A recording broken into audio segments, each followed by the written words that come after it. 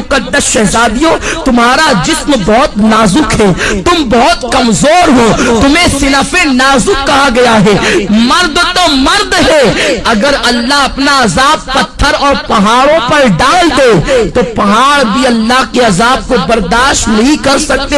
میری بہنوں تم اللہ کے عذاب کو کیسے برداشت کر سکو گی؟ تمہارا یہ نازک وجود اللہ کے عذاب کو کس قدر برداشت کرنے کی طاقت رکھتا ہے؟ ذرا سوچو تو صحیح، آج تم اپنے حسن کی نمائش کر رہی ہو، آج تم باریک اور پتلے کپڑے پہن کر کے اپنے حسن کو دنیا کے سامنے ظاہر کر رہی ہو، کیا تمہیں ڈر نہیں لگتا یہ تمہارا حسن زیادہ دن تک تمہارے پاس نہ رہ سکے گا؟ جوانی کتنے دن کے لیے آتی ہے؟ جوانی آتی ہے جانے کے لیے، جوانی آتی ہے ختم ہونے کے لیے، زیادہ سے زیادہ جوانی 10 سے 15 سال تک تمہارے پاس رہے گی۔ اپنی جوانی کی عمر میں تم اپنے حسن کی نمائش کر لو، تم اپنے حسن کی خوب نمائش کرو گی، اس کے بعد پھر کیا ہے؟ جس حسن کی تم نمائش کر رہی ہو یہ نمائش تمہارا کرنا اسی تمہارے خوبصورت چہرے کو کبھی قبر کے کیڑے کھائیں گے، کبھی قبر کی مٹی کھائے گی۔ اپنی بڑی بڑی آنکھوں میں کاجل لگا کر، اپنی خوبصورت آنکھوں میں کاجل لگا کر بار بار آئینوں کو دیکھتی ہو اور بار بار عورتوں پہ فخر محسوس کرتی ہو کہ میری آنکھیں اتنی خوبصورت ہے، میرا چہرہ اتنا خوبصورت ہے۔ ارے نادانو، تمہارے خوبصورت چہرے کی حقیقت کیا ہے؟ اگر تمہارے چہرے پر چند پھنسیاں نکل آئے تو تمہارا شوہر بھی تمہاری طرف نگاہ اٹھا کر دیکھنے کو تیار نہ ہوگا، مگر اللہ اکبر، اس دنیا کے اندر اپنے چہرے کو حسین بنانے کے لیے، اپنے چہروں کو خوبصورت بنانے کے لیے اس قدر اہتمام کرتی ہو اور خوبصورت چہرے پہ اتنا مٹک مٹک کر اتراتی ہو، یہ تمہارا خوبصورت چہرہ قبر کے اندر 3 دن کے اندر بگڑ جائے گا، 3 دن کے اندر اسے قبر کے کیڑے کھائیں گے۔ حضرت سعید ابن مسیب رحمت اللہ تعالی علیہ فرماتے ہیں جب حضرت علی مرتضیٰ کے ساتھ میں قبرستان گیا تو میں نے جانے کے بعد کیا دیکھا؟ علی مرتضیٰ نے قبر والوں کو سلام کیا اور سلام کرنے کے بعد پوچھا، اے قبر والوں تمہارا کیا حال ہے، تمہاری کیا کیفیت ہے؟ تو ایک قبر سے آواز آئی، علی کیا پوچھتے ہو؟ جس خوبصورت بالوں کو ہم دن میں کئی مرتبہ سوارتے تھے وہ بال ہماری کھوپڑیوں سے جھڑ چکے ہیں۔ اے علی کے مرتضیٰ، جن آنکھوں پر ہم بہت فخر کرتے تھے وہ آنکھوں کے گودے بہ بہ کر کے گالوں سے گر رہے ہیں، جس چہرے کے اور گالوں کی سرخی پر ہم اتراتے تھے ان گالوں کے گوشت کو کیڑوں نے کھانا شروع کر دیا ہے۔ اب تم ہمارا حال کیا پوچھتے ہو؟ جس جسم پر پرفیوم لگا کر، جس جسم پر عطر لگا کر دنیا کے سامنے فخر محسوس کرتے تھے اس جسم کو ازدہے ڈس رہے ہیں۔ اے علی اب ہم تمہیں اپنا کیا حال سنائے؟ اے اسلام کی مقدس شہزادیوں، اپنے بڑے بالوں کی نمائش کے لیے تم اس قدر سرگردہ نظر آتی ہو، اس قدر کو لاہور پر کوشا نظر آتی ہو، یہ تمہارے بال تمہاری قبر میں جھڑ جائیں گے، یہ تمہاری آنکھیں اسے قبر کے بچھو کھائیں گے، ہم اسے کھائیں گے۔ اور اللہ کے رسول تو یہاں تک فرماتے ہیں آج عورتیں اپنے حسن کا غلط استعمال کر کے کبھی کسی غیر محرم لڑکے سے محبت کا پیغام دیتی نظر آتی ہے، پیار و محبت کے نام پر اجنبی لڑکوں سے دوستی کرتی نظر آتی ہے، اور یہ آج فیشن بن چکا ہے، اسے عیب نہیں سمجھا جاتا۔ وہ عورتیں کان کھول کر سن لے جو لوگوں سے غلط تعلقات قائم کرتی ہیں۔ فرمایا گیا جن عورتوں نے دوسرے مردوں سے تعلقات قائم کرنا تو بہت بڑا جرم ہے، ایک مرتبہ اپنا ہاتھ کسی دوسرے مرد کے ہاتھ میں دیا ہوگا اس عورت پر اللہ اس کی قبر میں 99 سانپ مسلط فرمائے گا، اور اس میں سے ایک سانپ کی طاقت کا عالم یہ ہوگا کہ وہ سانپ اگر سانس لے دنیا میں، وہ سانپ اگر دنیا میں سانس لے تو اس کی سانس کی گرمی سے پوری دنیا کے انسان مر جائے، اور اگر وہ سانپ کسی پہاڑ پر اپنی دم کو مار دے تو پہاڑ ریزہ ریزہ ہو جائے، اتنا طاقتور وہ سانپ ہے۔ ایسے ایسے طاقتور 99 سانپ اس عورت پر مسلط کیے جائیں گے جس نے ایک مرتبہ اپنا ہاتھ کسی غیر مرد کے ہاتھ میں دیا ہوگا۔ آج لڑکوں سے دوستی فیشن سمجھا جا رہا ہے، بچیاں سج دھج کر اسکول اور کالج کا رخ اس لیے کرتی ہیں، اللہ ماشاءاللہ سب کی بات نہیں کرتا کہ لڑکے انہیں دیکھیں، ان کی طرف متوجہ ہوں۔ اللہ کے رسول صلی اللہ علیہ وسلم نے فرمایا، میں نے معراج کی رات ایک منظر دیکھا کہ آگ کی کینچی سے کچھ عورتوں کی جلدیں کاٹی جا رہی ہیں، آگ کی کینچی سے ان کی جلدیں کاٹی جا رہی ہے۔ جو خواتین آپریشن کو جانتی ہے اور جن کا آپریشن کسی مقام پر یہ کہاں ہوا ہے یا انہوں نے آپریشن کی داستان کو سنا ہوگا تو انہیں معلوم ہوگا کہ جب کسی کی جلد ڈاکٹر کاٹتا ہے تو پہلے اسے بے ہوش کرتا ہے، پھر بڑی نزاکت کے ساتھ ہلکے ہلکے انداز سے کاٹتا ہے، پھر جب ہوش آتا ہے تو انسان کتنا تڑپتا ہے، کتنا بے چین ہوتا ہے، کتنا بے قرار ہوتا ہے۔ بہت احتیاط کے ساتھ اگر بے ہوش کر کے انسان کی جلد کاٹی جائے تو انسان اتنا تڑپتا ہے۔ میری بہنوں ذرا سوچو تو صحیح کہ آگ کی کینچی سے کچھ عورتوں کی جلدیں کاٹی جا رہی تھی۔ غیب دار رسول صلی اللہ علیہ وسلم نے فرمایا، میں وہ منظر دیکھ کر بے قرار ہو گیا۔ میں نے پوچھا، جبریل یہ کون عورتیں ہیں اور ان پر یہ عذاب کیوں ہے؟ تو جبریل نے کہا، یا رسول اللہ یہ آپ کی امت کی وہ عورتیں ہیں جو اس لیے بن سنور کے گھر سے نکلتی تھی کہ مرد ان کی طرف راغب ہو اور ان کی طرف دیکھے، اس لیے انہیں اس عذاب میں مبتلا کیا گیا۔ اے اسلام کی مقدس شہزادیوں، تم مغربی تہذیب اور فیشن پر عمل کرنے کے بعد بہت زیادہ کامیاب نہیں ہو سکتی، بہت زیادہ کامران نہیں ہو سکتی۔ اور سنو، یہ دنیا ایسی بدترین جگہ ہے، یہ دنیا ایسا بدترین مقام ہے، یہاں کوئی کسی کا نہیں۔ جب تک تمہاری جوانی تمہارے پاس ہے، ہر آنے والا تمہارے قریب آنے کی سوچے گا۔ تمہارے حسن کو پھول کی طرح جو حسن اللہ نے عطا کیا ہے اس کو مل دینے کے بعد وہ ایسا غائب ہوگا کہ پھر تمہیں کہیں نظر نہیں آئے گا۔ آج کل یہ باتیں بھی سننے میں آ رہی ہے کہ یہ چیز بھی فیشن بنتی جا رہی ہے کہ ایک عورت شوہر کے ہونے کے باوجود دوسروں کی طرف نگاہ کرتی ہے، یا دوسروں کے بہلانے پھسلانے پر، کبھی زیور کے لالچ دینے پر، کبھی دولت کی لالچ دینے پر، کبھی کاروں میں اور بائک پر گھومنے کی لالچ دینے پر عورتیں پھسل جاتی ہے۔ دراصل غلطی عورتوں کی نہیں ہے، اس لیے کہ یہ بیچاری ناقص العقل ہے، بہت جلدی کسی کے پھندے میں آ جاتی ہے، بہت جلدی کوئی نے استعمال کر جاتا ہے، بہت جلدی کوئی نے یوز کر لیتا ہے۔ مگر میری بہنوں، میری بات کا برا نہ ماننا، میں تمہارے نبی کا نواسا اور تمہارا چھوٹا سا بھائی ہوں، میں تمہاری خیر خواہی کے لیے یہ باتیں عرض کر رہا ہوں، ورنہ عورتیں یہ نہ کہیں کہ منبر پر بیٹھ کر ہم سے یہ کیا باتیں کہی جا رہی ہے۔ میں یہ نہیں کہتا کہ اجتماع میں آنے والی ساری عورتیں بری ہیں، میں یہ باتیں صرف اس لیے کہہ رہا ہوں کہ جو بری عورتیں ہیں تم جا کر کے ان عورتوں کو یہ باتیں بتاؤ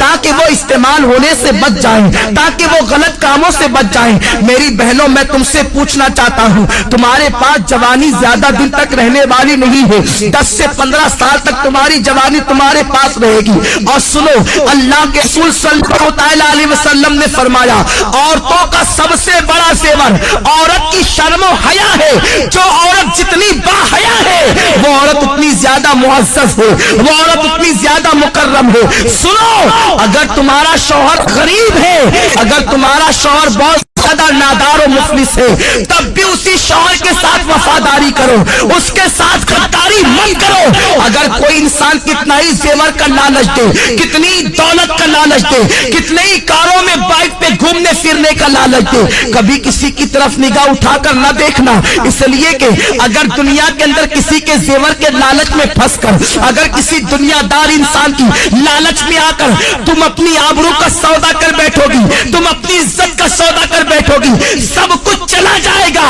दुनिया में इज्जत भी चली जाएगी और आखिरत में तुम जहन्नम का ईंधन बनोगी। और अगर तुमने अपनी इज्जत को संभाल कर रखा, अपनी हया को संभाल कर रखा और गरीब शौहर के साथ तुमने वफादारी के साथ अपने शौहर के साथ वफादारी की, तो नबी का फरमान सुनो, मेरे आका फरमाते हैं जो औरत अपने गरीब शौहर के साथ वफादारी के साथ रहती है, अपनी आबरू का सौदा नहीं करती, ऐसी औरत को अल्लाह मेरी बेटी फातिमा के साथ बगैर हिसाब व किताब जन्नत में दाखिल फरमाएगा। अब अगर तुम बगैर हिसाब व किताब जन्नत में दाखिल होना चाहती हो सैयदा फातिमा के साथ, तो अपनी आबरू का सौदा न करना, किसी के लालच देने में न आना। ये जेवर क्या हैसियत रखते हैं, जेवरों की क्या हैसियत है, सोने चांदी की क्या हैसियत है, अच्छे लिबास की क्या हैसियत है, कारों की क्या हैसियत है, दुनियावी सवारियों की क्या हैसियत है। जब तुम्हारी मौत आएगी तो सुन लो, बुढ़ापे में मरना जरूरी नहीं है, जवानी में भी तुम्हें मौत आ सकती है। अल्लाह अकबर। जब तुम्हें मौत आएगी, अगर तुमने अपनी हया को बेचकर जेवरात हासिल किए होंगे, यही जेवरात तुम्हारे बदन से निकाल लिए जाएंगे। अच्छे अच्छे लिबास तुमने जो जमा किए होंगे, वो लिबास भी तुमसे छीन लिया जाएगा और तुम्हें क्या पहनाया जाएगा, सादा सा सिंपल सा 2 गज सफेद कपड़ा जिसे दुनिया कफन कहती है, वो कफन तुम्हारे बदन से लपेटा जाएगा। काफूर की वो गमगीन खुशबू तुम्हारे बदन से लगाई जाएगी। तुम्हारी सहेलियां आज जो तुमसे कहती है चल इस गुर्बत में क्या रखा है, इस गुर्बत में क्या रखा है, चल चल कर ऐश की जिंदगी गुजार। याद रखना, उन जालिमों की बात कभी मत सुनना। ऐ सैयदा फातिमा की कनीज़ाओं, नबी ने अपनी बेटी का निकाह किसी करोड़पति के साथ नहीं किया था, नबी ने अपनी बेटी का निकाह ऐसे अली के साथ किया था जिसके पास घर भी रहने को मौजूद न था। हजरत अली के में से मेरे आका कहते हैं, अली मैं फातिमा के साथ तुम्हारा निकाह करना चाहता हूँ। अली ऐसे थे, उस वक्त तो उनके पास महर देने के लिए पैसे भी न थे, कपड़े पहनाने के लिए पैसे भी न थे। अर्ज करते हैं या रसूल अल्लाह, न महर देने के पास मेरे पास पैसे हैं, न कपड़ा खरीदने के लिए मेरे पास पैसे हैं। हुजूर फरमाते हैं मेरी जीरा लेकर के जाओ, उसे बाजार में बेच दो और कपड़े खरीद करके लाओ और फातिमा का महर अदा करो। मैं पूछना चाहता हूँ, नबी चाहते तो अपनी बेटी का निकाह किसी दौलतमंद के साथ कर देते। बड़े बड़े दौलतमंद मेरे सरकार की बेटी का हाथ मांगने के लिए आए थे, मगर नबी जानते थे अगर मैंने अपनी बेटी का निकाह किसी दौलतमंद के साथ कर दिया तो मेरी उम्मत की बेटियों का क्या होगा, मेरी उम्मत की बेटियां जिंदगी कैसे गुजारेगी। नबी ने अपनी बेटी का निकाह एक गरीब अली के साथ करके दुनिया को बता दिया कि गरीब शौहर के साथ ईमानदारी और वफादारी के साथ अपनी जिंदगी को गुजार देना ये नबी की बेटी फातिमा की सुन्नत है, तमाम जन्नती औरतों की सरदार की सुन्नत है। मेरे आका अलैहिस्सलात व तस्लीम की कनीज़ाओं, सैयदा फातिमा इतने गरीब ही के आलम में अपनी जिंदगी को गुजारती थी कि अपने हाथों से चक्की खुद पीसती थी। चक्की पीसने से हाथों में छाले पड़ गए थे, मशकीजा बदन पर रख करके पीठ पर लाद कर मशकीजे से पानी लाती। नबी की शहजादी के पीठ पर उस मशकीजे के काले काले निशान पड़ गए थे। मेरी बहनों, तुम भी तो अच्छा लिबास पहनती हो, नबी की बेटी तो 72 पेवन लगी हुई एक चादर ओढ़ती थी और एक चादर के अलावा नबी की बेटी के पास दूसरी कोई चादर मौजूद न थी। तुम तो 3-3 मरतबा पेट भर करके खाना खाती हो, नबी की बेटी तो 3-3 दिन तक के फाके करती थी। क्या नबी की बेटी की जिंदगी तुम्हारे लिए नमूना नहीं है? क्या नबी की बेटी की जिंदगी तुम्हारे लिए उसमें हंसना नहीं है? जरा सोचो तो सही, तुम 3 मरतबा पेट بھر کے کھا کے اللہ اور رسول سے بے وفائی کرتی ہو، اور وہ 3 دن فاقہ کر کے اتنی نماز کی پابند تھی کہ 5 وقت کی نماز بھی پڑھتی، تہجد بھی پڑھتی، اور جب نفل نماز پڑھتی تو ایک سجدے کے اندر پوری رات گزر جاتی اور سبحان ربی الاعلیٰ کا ترانہ گنگناتی۔ جب فجر کی اذان سنتی تو حسرت کے ساتھ سر کو سجدے سے اٹھاتی اور کہتی اے اللہ تو نے رات اتنی چھوٹی بنائی کہ تیرے محبوب کی بیٹی فاطمہ دل کھول کے سجدہ بھی نہ کر سکی۔ اے خاتون جنت کی کنیزاؤ تم مسلمان ہو، تمہاری تقدیر کا ستارہ بہت عروج پر ہے، اللہ نے تمہیں ایمان کی دولت دی ہے، غیر مسلم عورتوں کو دیکھ کر ان کی طرح بننے کی کوشش نہ کرو، فلموں میں ہیروئن کو دیکھ کر ان کی طرح بننے کی کوشش نہ کرو۔ ذرا سوچو تو صحیح، میرے آقا فرماتے ہیں میں نے عورت کی عزت کو کعبے سے بھی بلند کر دیا ہے، تمہاری عصمت کو نبی نے کعبے سے بلند کیا ہے، تمہیں اپنے آپ کا کوئی خیال نہیں، تم پارکوں میں جا کر اللہ اکبر اللہ کی نافرمانی کر رہی ہو۔ اور سنو، کوئی کہیں بھی جائے سب کی نگاہ سے تو چھپ کر تم گناہ کر سکتے ہو، اللہ کی نگاہ سے تم کبھی نہیں چھپ سکتے۔ قرآن کہتا ہے ان اللہ کان علیکم رقیبا، تم جہاں کہیں ہو اللہ تم پر سخت نگرانی فرما رہا ہے۔ دوسرے مقام پر میرے رب نے فرمایا واتقوا اللہ ان اللہ خبیر بما تعملون، اللہ سے ڈرو کہ وہ تمہارے ایک ایک پل کی خبر رکھتا ہے۔ اور یہ بھی سن لو میری بہنوں، اگر تم نے اللہ سے ڈر کر گناہوں سے توبہ کر لی تو اللہ کے رسول فرماتے ہیں جو اللہ سے ڈرتا ہے اللہ اسے سب سے بے نیاز کر دیتا ہے، اللہ محتاجی کو دور کر دیتا ہے۔ جو اللہ سے ڈرتا ہے اللہ اسے ایسی جگہ سے روزی عطا کرتا ہے جہاں پر اس کا گمان بھی نہیں جاتا۔ آؤ میں آپ کو استقامت فی الدین کے حوالے سے اور اللہ کے خوف کے حوالے سے ایک بڑی پیاری حکایت پیش کروں۔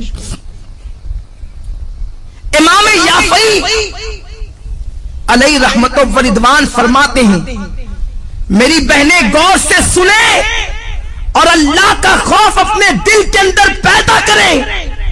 جب ایک عورت اللہ سے ڈر کر گناہوں کو ترک کر دیتی ہے تو اللہ اس کے مقام کو کتنا بلند فرما دیتا ہے۔ امام یافعی رحمت اللہ تعالی علیہ فرماتے ہیں 2 دوست تھے، دونوں میں بہت زیادہ پیار و محبت تھی، ایک دوسرے سے بڑی محبت کرتے تھے، مگر ایک نوجوان کی کیفیت یہ تھی کہ وہ جلتے ہوئے انگاروں میں ہاتھ ڈال دیتا، اس کے ہاتھ پر آگ اثر نہیں کرتی تھی، وہ جلتے ہوئے کڑاہوں میں ہاتھ ڈال دیتا، تیل کی کڑک اس کے ہاتھ پر اثر نہیں کرتی تھی، وہ بڑے بڑے انگارے ہاتھ سے پکڑ لیتا، آگ اس کے ہاتھ کو نہیں جلاتی تھی۔ لوگ حیران رہتے تھے آخر اس کے اندر خصوصیت کیا ہے، اس کی خاصیت کیا ہے کہ آگ اس کے ہاتھ پر اثر نہیں کرتی۔ ایک مرتبہ اس کا جو بہت زیادہ قریبی دوست تھا اس نے پوچھا یار ذرا یہ تو بتا آخر آگ تیرے ہاتھوں کو کیوں نہیں جلاتی ہے، تو آگ کو ہاتھ میں لے لیتا ہے آگ تیرے ہاتھ پہ اثر کیوں نہیں کرتی ہے، یہ تو بہت تعجب کی بات ہے۔ اس نوجوان نے کہا یہ بہت بڑا راز ہے دوست میں نہیں بتا سکتا۔ آخرکار اس نے بہت زیادہ پریشر کیا اور پھر اس دوست نے کہا سن لے اگر تو میرے اس راز کی بات کو سننا چاہتا ہے تو سن، میری بہنوں سے کہتا ہوں میری بہنوں تم بہت غور سے اس حکایت کو سنو، شاید یہی حکایت آپ کی زندگی کے اندر انقلاب پیدا کر دے۔ وہ نوجوان کہتا ہے میرے بھائی دراصل معاملہ یہ ہے میں نوجوان تھا، میں نے جوانی کی دہلیز پہ قدم رکھا، میرے پاس حسن بھی تھا، میرے پاس دولت بھی تھی، میرے پاس سب کچھ تھا، میں بڑے مالدار باپ کا بیٹا تھا۔ جب میں نے جوانی کی دہلیز پہ قدم رکھا تو مجھے عیاشیوں کی فکر ہوئی۔ ظاہر سی بات ہے جب انسان کے پاس دولت آتی ہے تو وہ عیاشی کی طرف بڑھتا ہے, وہ کسی نہ کسی کی عصمت کا سودا کرنے کا سوچتا ہے.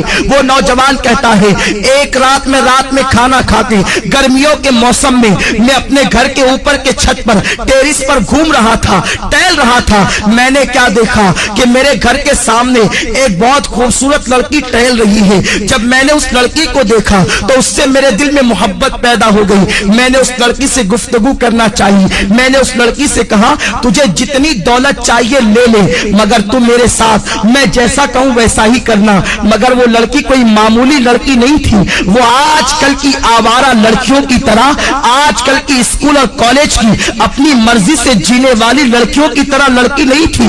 اس لڑکی کے ماں باپ نے اس کی پرورش ٹی وی اور وی سی آر کے سائے میں نہیں کی تھی, بلکہ وہ لڑکی ایک نیک اور پرہیزگار ماں باپ کی بیٹی تھی.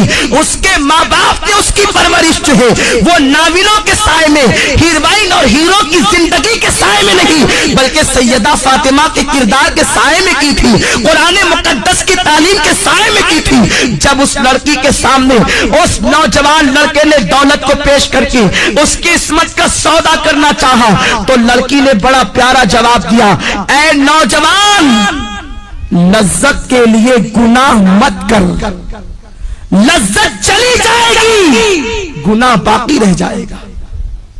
لذت کے لیے گناہ مت کرو, یہ لذت چلی جانے والی چیز ہے, اور گناہ ایک مرتبہ گناہ کے دفتر میں لکھ دیا گیا وہ ہمیشہ باقی رہے گا. ارے ایک گناہ کا عذاب انسان برداشت نہیں کر سکتا, انسان ہزاروں گناہ کرتا. قرآن کہتا ہے اِنَّ بَطْشَ رَبِّكَ لَشَدِيدٌ, تیرے رب کی پکڑ بڑی سخت ہے. اے میری بہنوں, کم از کم اپنے آپ سے تو تم محبت کر لو. اللہ کا عذاب بڑا خطرناک ہے. ساری دنیا مل کر اس کے ایک چھوٹے سے عذاب کو برداشت نہیں کر سکتی. تم اتنے گناہ کر کے اتنے بے باکی کے ساتھ زندگی گزارتے ہو, تمہیں اللہ کا ڈر نہیں ہے, تمہیں مرنا نہیں ہے, کہ تمہیں قبر میں نہیں جانا ہے. وہ نوجوان کو اس لڑکی نے کہا لذت کے لیے گناہ مت کر, لذت چلی جائے گی گناہ باقی رہ جائے گا. وہ نوجوان کہتا ہے میں اس لڑکی کے پیچھے لگا رہا. وہ لڑکی مجھے اللہ سے ڈراتی رہی. آخر کیا ہوا, ہمارے شہر میں قحط سالی کا زمانہ آیا, سوکھا پڑ گیا, قحط پڑ گیا. ہر غریب امیر کے دروازے پر بھکاری کی طرح کھڑے ہو گئے. میں مالدار باپ کا بیٹا تھا, میرے باپ نے مجھے بہت سارا اناج دیا, کہا بیٹا تقسیم کرو. میں اناج تقسیم کر رہا تھا کہ میرے دروازے پہ وہ لڑکی بھی چلی آئی. میں نے اس لڑکی کو قطار میں دیکھا, میں خوش ہو گیا کہ آج اپنی دل کی خواہش پوری کروں گا. میں نے جلدی اپنے نوکروں سے کہا کہ سب کو دے کر کے بھگا دو, اور اس لڑکی کو میں نے اپنے کمرے میں بلایا. لڑکی سے پوچھا کیا بات ہے, کیوں آئی ہو, آنے کی وجہ کیا ہے. لڑکی نے کہا اے نوجوان, تو جانتا ہے کہ میری شادی ہو چکی ہے اور میرے 3 بچے ہیں. میں ماں ہوں, میرے بچے بھوک کی وجہ سے تڑپ رہے ہیں. خدا کے لیے کچھ اناج دے دے تاکہ میرے بچوں کی زندگی بچ جائے. اس نوجوان نے کہا اے لڑکی, میں تیرے قدموں میں دولت کا اور اناج کا انبار لگا دوں گا, تو ایک مرتبہ میرے دل کی تمنا کو پورا کر. لڑکی نے کہا تیرے دل کی تمنا کیا ہے؟ تو اس نوجوان نے کہا کہ میں تیرے ساتھ زنا کرنا چاہتا ہوں. لڑکی لرز گئی اور کہنے لگی نادان, اللہ سے ڈر.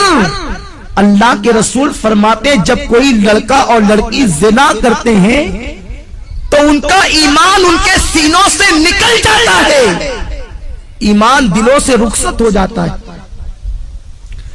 اور اللہ کے حبیب فرماتے ہیں جب کوئی مسلمان مرد اور عورت بدکاری یعنی زنا کرتے ہیں تو زمین رو کر اللہ سے کہتی اے اللہ تو مجھے اتنی طاقت دے دے تاکہ میں پھٹ جاؤں اور ان دونوں کو اپنے اندر دبوچوں. اتنا بدترین جرم ہے زنا. اللہ سے ڈر, تو کیا کہہ رہا ہے؟ اس نوجوان نے جواب دیا اگر تو میرے دل کی خواہش کو پورا نہیں کر سکتی تو میں تیری بات پوری نہیں کر سکتا۔ لڑکی چلی گئی۔ جب وہ گئی تو اس نے کیا دیکھا، اس کے بچے رو رہے، کہتے ہیں ماں اگر تو ہمیں کھانا نہیں کھلا سکتی تو اپنے ہاتھوں سے ہمارا گلا دبا کے ہمیں مار ڈال تاکہ ہم بھوک کی شدت سے تو بچ جائیں۔ میری بہنوں ذرا سوچو، ایک ماں کے سامنے جب بچے زندگی اور موت کی بھیک مانگ رہے ہوں گے تو اس ماں کی ممتا نے کیا کہا ہوگا۔ لڑکی نے سوچا بچوں کی تین بچوں کی زندگی ایک طرف ہے اور زنا ایک طرف ہے، اگر میں زنا کر لوں اور اناج حاصل کر کے بچوں کو کھلا دوں میرے بچے تو بچ جائیں گے، بعد میں توبہ کر لوں گی۔ توبہ کا دروازہ تو کھلا ہے، اور یہ کہہ کے وہ چل پڑی۔ یہ شیطان کا سب سے خطرناک جال ہے کہ ابھی تو گناہ کرو بعد میں توبہ کر لیں گے۔ ہمیشہ سوچو تمہارے پاس گارنٹی کیا ہے کہ تمہیں گناہ کرنے کے بعد توبہ کا موقع ملے گا؟ کیا گناہ کرتے کرتے مر گئے تو کیا ہوگا؟ ہمارے محلے کی بات ہے، ایک خاتون رات 12 بجے کے بعد فلم دیکھ رہی تھی، گھر میں اکیلے تنہا بیٹھے، فلم دیکھتے دیکھتے اس کا انتقال ہو گیا۔ پورے محلے میں ہنگامہ ہو گیا کہ اس عورت کا انتقال فلم دیکھتے دیکھتے ہوا۔ محلے کے 80% لوگوں نے اس کا جنازہ نہیں پڑھا، اور آج بھی دنیا اس پہ لعنت و ملامت کر رہی ہے۔ کہیں ایسا تو نہیں کہ کوئی گناہ کرتے کرتے آپ کو ہی موت آ جائے اور ساری دنیا قیامت تک آپ کا ذکر کر کے آپ کو ملامت کرے؟ تو یہ مت سوچنا کہ گناہ کرنے کے بعد توبہ کا موقع مل جائے گا۔ اگر گناہ کرتے کرتے موت آ گئی تو کیا ہوگا؟ میرے آقا فرماتے ہیں جو جس حال میں مرے گا اسی حال میں اٹھایا جائے گا۔ اگر گناہ کرتے کرتے مرو گے تو اسی کیفیت میں اٹھائے جاؤ گے۔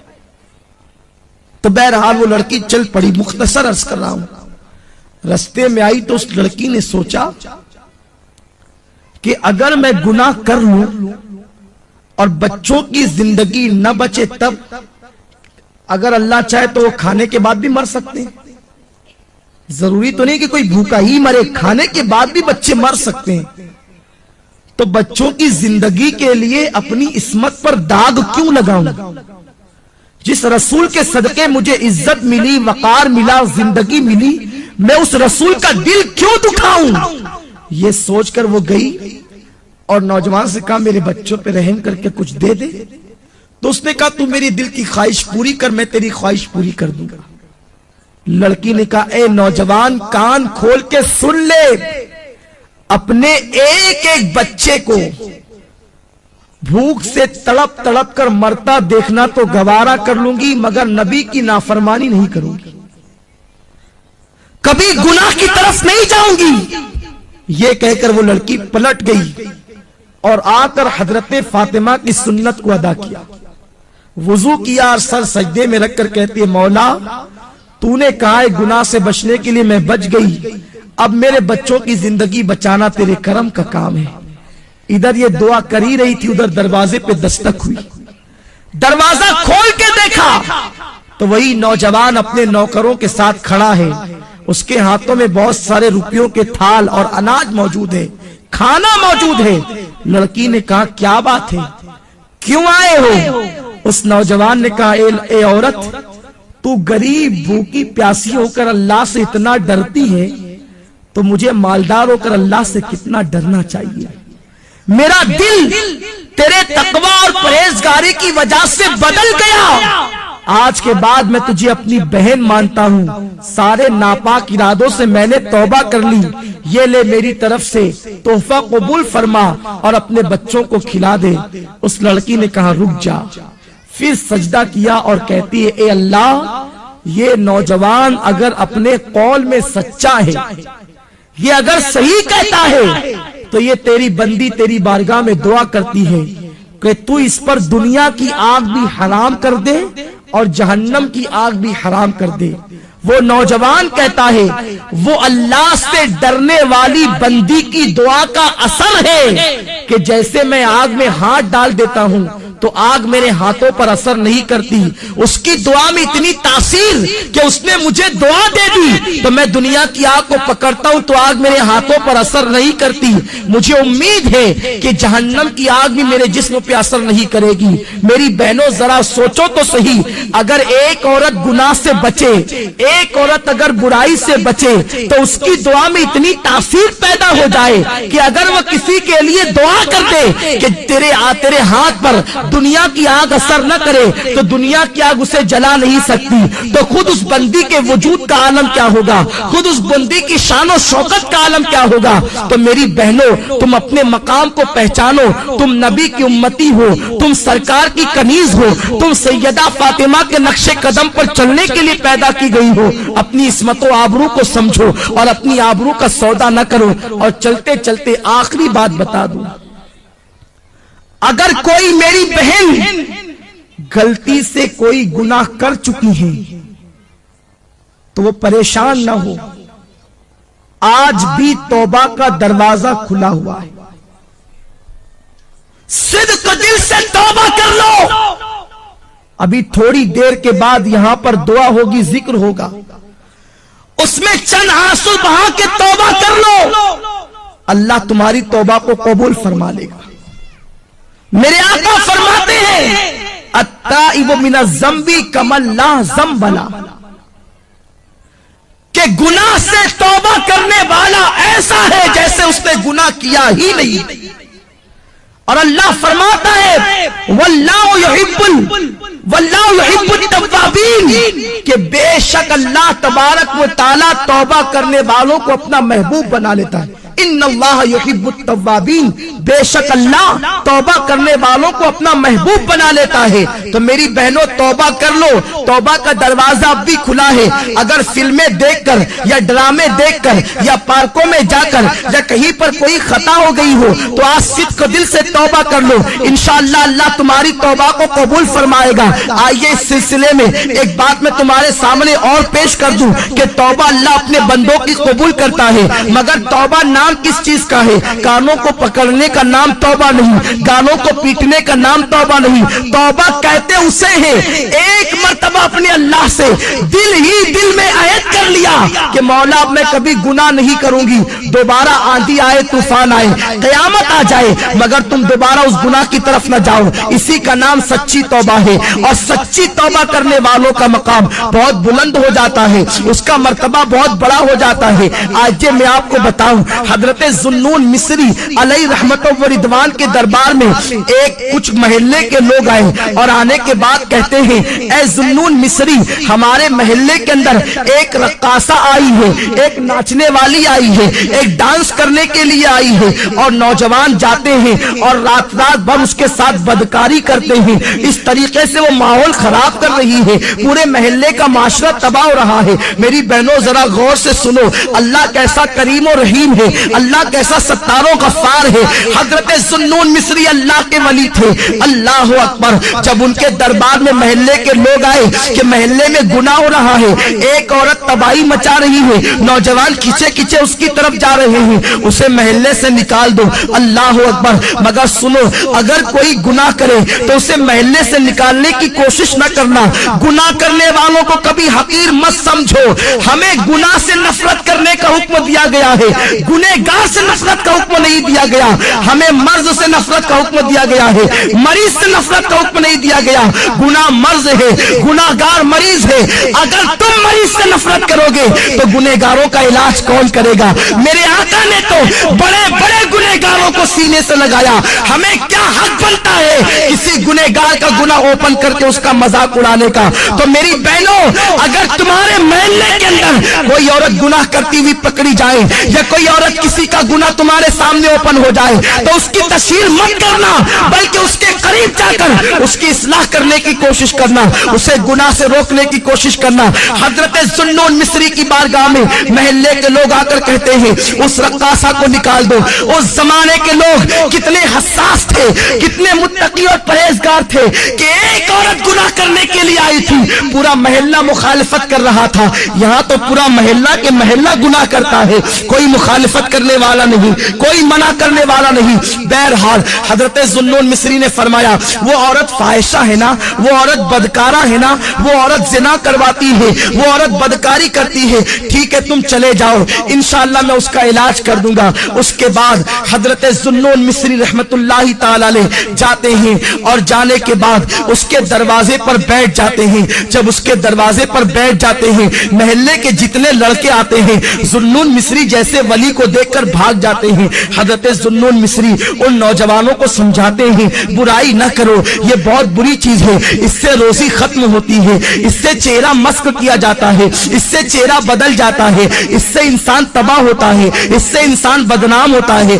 इससे इंसान की जिंदगी कम कर दी जाती है। गर्ज के ज़िना की बुराइयां वो बता रहे हैं। वो औरत सज धज के घर में बैठी है कि आज मेरे यहाँ कौन आता है। सारे लड़कों को शाम ही से ज़ुन्नून मिस्री ने रुखसत कर दिया और उसकी कनीज जब दरवाजे पर आई तो ज़ुन्नून मिस्री उससे कहते हैं तेरी मालिका से कहना आज तुझसे मिलने के लिए ज़ुन्नून आ रहा है, एक रात की कीमत क्या है। वो लरज़ गई कि हजरत ज़ुन्नून मिस्री इतने बड़े वली कहलाते हैं और वो मेरी रात की कीमत पूछ रहे हैं। कनीज ने आकर बहरहाल बता दिया।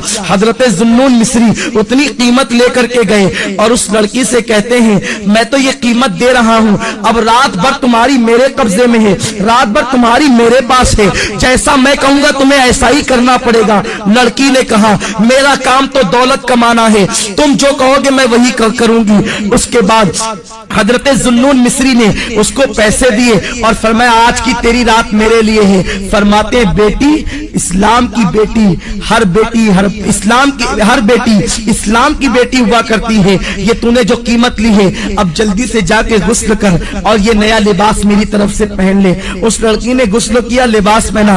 वो अजीब अजीब सोच रही थी कि मेरे साथ ज़ुन्नून जैसा बूढ़ा क्या करेगा। हजरत ज़ुन्नून मिस्री रहमतुल्लाहि ताला अलैह उस लड़की से कहते हैं बेटी आज रात तुझे कुछ नहीं करना है,